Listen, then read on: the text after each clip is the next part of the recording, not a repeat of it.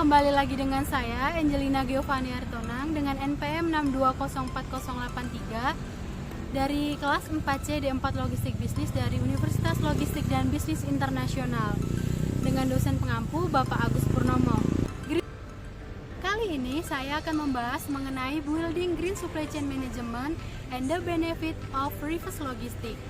Seperti yang sudah saya jelaskan di video sebelumnya, green supply chain management itu konsep yang mengintegrasikan aspek-aspek lingkungan ke dalam manajemen rantai pasok, termasuk desain produk, pengadaan, pemilihan bahan baku, proses manufaktur, pengiriman produk ke akhir ke konsumen, hingga pengaturan alur produk setelah digunakan oleh konsumen. Green supply chain management melibatkan semua anggota rantai pasok dalam mengurangi dampak langsung terhadap lingkungan melalui green praktik. Adapun dimensi green supply chain management terdiri dari 6 bagian. Yang pertama, internal management. Yang kedua, green design. Yang ketiga, green purchasing. Yang keempat, green production. Yang kelima, green logistik. Dan yang keenam, reverse logistik. Untuk pembahasan yang pertama, internal management. Praktik dalam mengembangkan manajemen rantai pasokan hijau atau green supply chain management sebagai strategi organisasi melalui komitmen dan dukungan manajer senior hingga menengah. Yang kedua, green design. Perencanaan semua kegiatan selama fase desain seperti fitur produk, pemilihan material, proses manufaktur maupun penggunaan energi dengan mempertimbangkan aspek lingkungan. Green design dibagi menjadi 2 cakupan, yaitu eco design dan customer collaboration. Yang ketiga, green purchasing. Pembelian yang didasarkan pada prinsip ramah lingkungan dan merupakan praktik dalam memilih bahan baku dari pemasok dengan karakteristik. Green purchasing memiliki 2 cakupan, yaitu supplier selection dan 3R in procurement process. Yang keempat, green production. Proses produksi yang mempertimbangkan dampak lingkungan dengan meminimalkan waste atau polusi yang dihasilkan. Green production dibagi menjadi 2 cakupan, yaitu cleaner production dan juga lean production. Yang kelima, green logistik.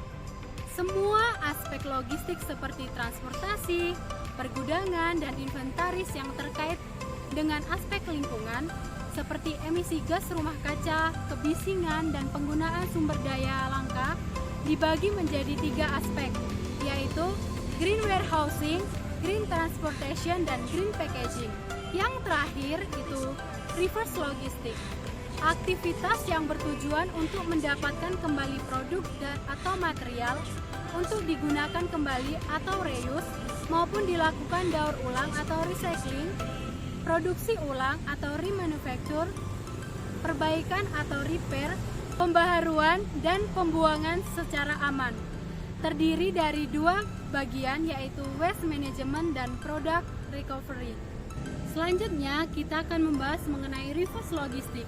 Reverse logistik merupakan proses pengembalian barang dari pelanggan kembali ke penjual atau produsen untuk tujuan pengembalian nilai suatu produk dan juga pembuangan dengan tepat. Salah satu contohnya yaitu seperti pada produk wadah ini, dapat kita lihat wadah ini sudah cacat atau pecah. Produk ini dapat dikembalikan kepada produsen supaya didaur ulang dan mendapatkan nilai yang baru. Selanjutnya kita akan membahas mengenai manfaat utama dari strategi reverse logistik perusahaan. Manfaat yang pertama yaitu pengelolaan, persediaan, dan penerimaan barang yang tidak terjual dari pengecer merupakan strategi yang dapat membantu perusahaan menghindari penurunan harga, menjaga harga eceran, dan juga menjaga margin keuntungan. Manfaat yang kedua, peningkatan manajemen inventaris. Barang yang dikembalikan juga dapat berfungsi sebagai stok, sekaligus sebagai ruang penyimpanan yang diperlukan.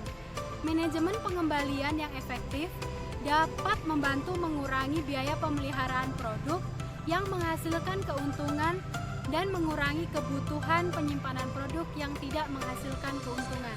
Yang ketiga, reverse logistik yang terkait dengan operasi ramah lingkungan.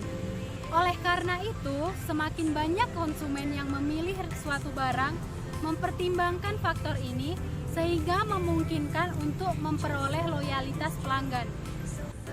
Prinsip yang digunakan yaitu prinsip 5R yang biasa disebut dengan reduce, reuse, repair, recycle, dan juga reuse. Prinsip ini bertujuan untuk meminimalkan limbah, mengurangi jejak karbon, dan meningkatkan efisiensi sumber daya dalam rantai pasok.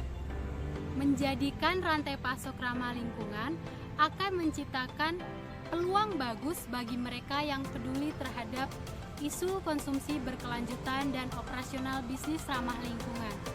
Perusahaan harus mempertimbangkan kembali desain produk dan teknik produksinya untuk menjadikan produk lebih ramah lingkungan, baik selama produksi atau waktu konsumsi.